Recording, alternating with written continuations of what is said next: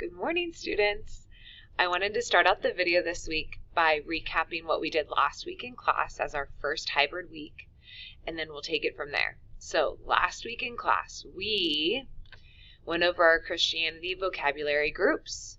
You guys read about Jesus, the man at the center of the Christian faith, and we took notes about him and his life, birth, death on Thursday and Friday in class. Your remote work to do for Friday for A to K and tomorrow for L to Z is the order of events, the spread of Christianity, and the Google form quiz, open note quiz on Christianity vocab. Those two grades are going to be in second quarter.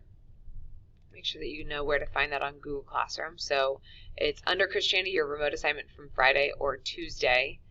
You can see the attachment there if you're quarantined, and the Google form there for the vocab quiz.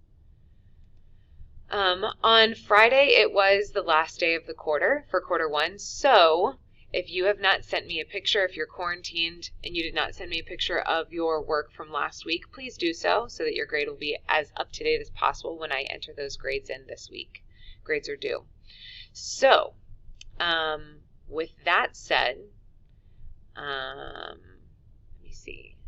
This past weekend, my dear students, was the Hindu holiday Diwali or Diwali. It started Sunday, the 14th, I think, and it goes for 6 days. So I've attached an informational video to this post about Diwali so that you guys can watch that. And one of the questions on the Google form is what you learned about Diwali from that post. So it is the Hindu festival of lights, and I want you to learn a little bit about it. So go ahead and watch that video and share with me what you've learned there.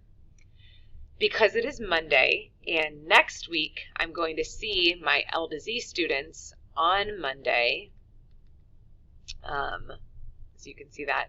I chose for this week's life lesson to be my Thanksgiving life lesson. So if you guys would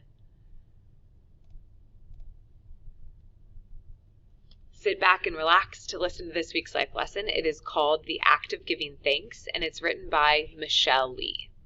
Michelle writes, I believe in meaningful expressions of gratitude. More specifically, I believe in the power of the well-written thank you letter. My sister and I were taught at a very early age to write thank yous for birthday and Christmas gifts. We carefully copied address from our mom's address book into our very own pretty little books, and a new box of stationery was always among my gifts wrapped under the tree. We wrote our letters on December 26th, at the latest, every year. It was an important ritual in our home, and it has turned me into an avid thank you letter writer as an adult. I still send a great deal of personal mail, and I am entirely smitten with all the trappings of letter writing. Unique stamps, beautiful stationery, fountain pens. I feel an incredible rush of satisfaction sticking a stamp on a carefully penned thank you letter and sending it off in the mail. Nearly every Monday morning, I sit down with my favorite pen and write a few thank yous. I write them for parties I attend, dinners I'm fed, or just to thank a friend for listening. It's one of the highlights of my week. And while it may seem trivial, my belief in a well-written thank you letter has secured my popularity. Since real thank you letters are woefully few and far between, my social graces are considered a charming eccentricity, and my friends and family always seem genuinely moved by my efforts. I was a middle school English teacher, and as I told my students, good manners are the cornerstone of a quality community. I believe that expressions of gratitude like thank you letters keep me going. I am more motivated to do kind things for others when I feel appreciated, and I feel that I perpetuate kindness and generosity by genuinely expressing my thanks. What many people consider to be a dreadful chore has become one of my favorite pastimes. So simple, the thank you letter, but so powerful. 2 snaps for the thank you letters. 1, 2, 3. My dear students, I chose this life lesson because, of course, this time of year, Thanksgiving, especially in a difficult year, I think it's that much more important for us to pause and reflect and think about what we can truly be grateful for in our lives. 2020 has been an uproar of a year, and it kept on going this weekend. I don't know how many of you were in the same boat as me, but my family lost power at our house on Sunday, and we had to spend the night at my parents' house last night. Luckily, they still had electricity. So I am very grateful for family. I am very grateful for having our electricity turned back on. When I drove by my house this morning, it was back on, so woohoo! But more than that, I am grateful for, oh my goodness, the extra time that I've been able to spend with my kids this past spring and summer.